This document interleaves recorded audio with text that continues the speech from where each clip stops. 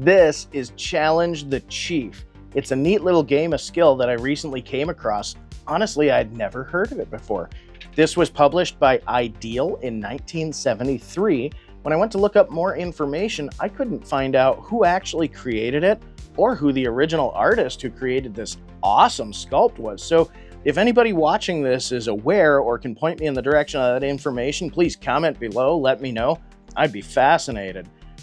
Anyway, let's have a look at this really neat little curiosity from 1973. We'll dive right in with the box art. So again, this is from Ideal. This is a really cool hand-painted box art. I actually can't believe how accurate the depiction of the game really is. I mean, this is straight up almost photographically correct. So wonderful representation of the game. You got a bunch of kids having a good time playing it. Nice bright titling. When we flip it over, the back of the box is blank. This is pretty simple, so it doesn't require a whole lot. It is a lift-off top box, which I'm a huge fan of lift-off top boxes, so points for that. Now, this might look funny to you, but how this was presented when I originally opened it up was really awesome, and I'm going to show you a picture so you can see how this game fits in here. This game breaks into two parts, the base and the backer, and there's a little nook for the marble package right in there. So I gotta hand it to Ideal. This is the second game from this era that I've reviewed of theirs where the packaging was just phenomenal. The other one was Buckaroo from 1970. Both of these games, when you open them up, you could tell that the designer put a lot of thought into what your first experience unboxing this game would be like, and they did not disappoint. So I gotta say, Ideal during this era did a great job with their packaging. Now moving on to the game itself, isn't this striking? Isn't this just, ooh, got a little piece of the box there. Isn't this just an awesome piece of art? This looks like every piece of rough-hewn wood Native American folk art that I've ever seen outside of a Midwestern coffee shop. This looks like somebody took a log, a chainsaw, and a chisel and carved this out, and it's in all the right ways. I actually really like how it's not over the top in its depiction of a Native American, and it actually, this just has such a big presence on the table. So for me, this is kind of one of those, I definitely can see this drawing a crowd if you pulled this out on game night. Now, the concept is incredibly simple. You have the chief is holding these two curved tomahawks, and it is a scale.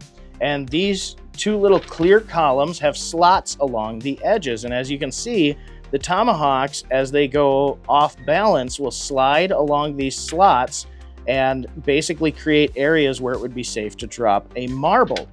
So how the game is played is there are 32 yellow or greenish glass marbles that are divvied up between 2 to 4 players. On their first turn, each player will drop one marble on whichever side they want, in the hopes of it not coming back to them.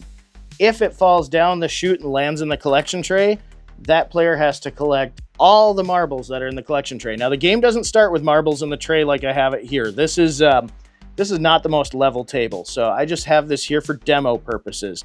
At this point, when playing the game, the tray would be empty and all the players would have their marbles in their possession. And at the end of each player's turn, they collect whatever marbles have rolled down into that collection tray. Now, after their first turn, players can drop as many marbles as they feel safe dropping on a turn. So that's where the strategy comes in, is if I get lucky and I get the tomahawk to balance just right, I might be able to shed 2 or 3 marbles, but I run the risk of throwing the balance off and having to collect all of them that are sitting in the balance. And now I can tell from playtesting that on average you can only get between 5 and 6 or 7 of these to balance before something gives and the whole load comes down into this collection tray here. And that unlucky player has now just doubled their amount of marbles.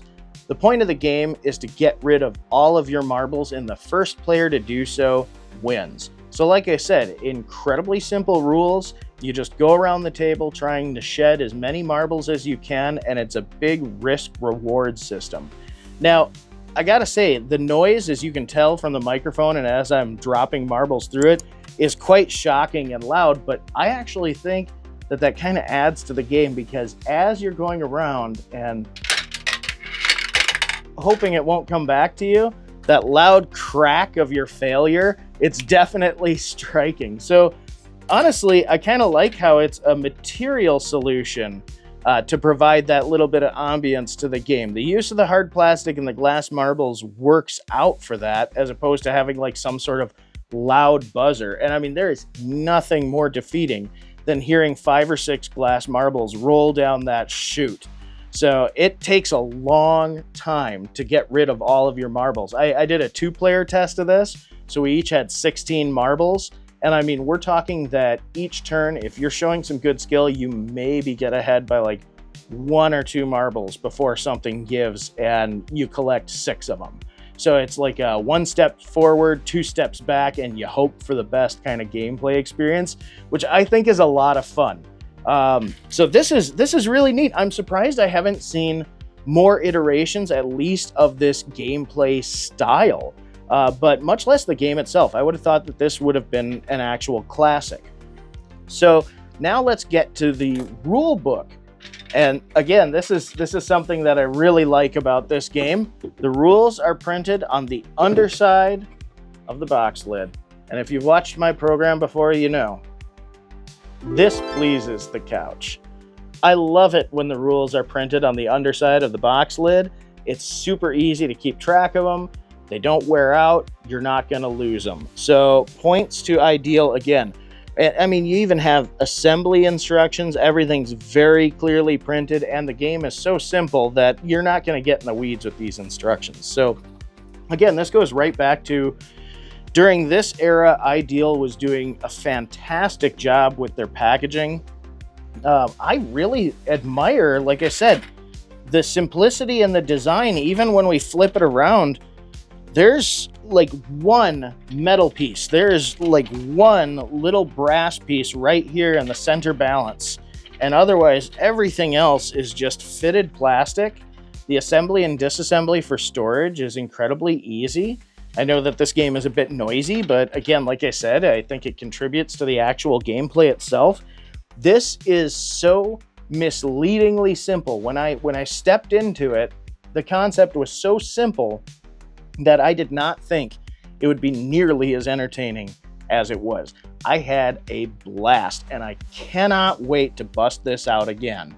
So, hey, let me know. Have you played Challenge the Chief? Do you know more about this game's history? Comment below, let me know. Thanks for tuning in, and we'll see you next time.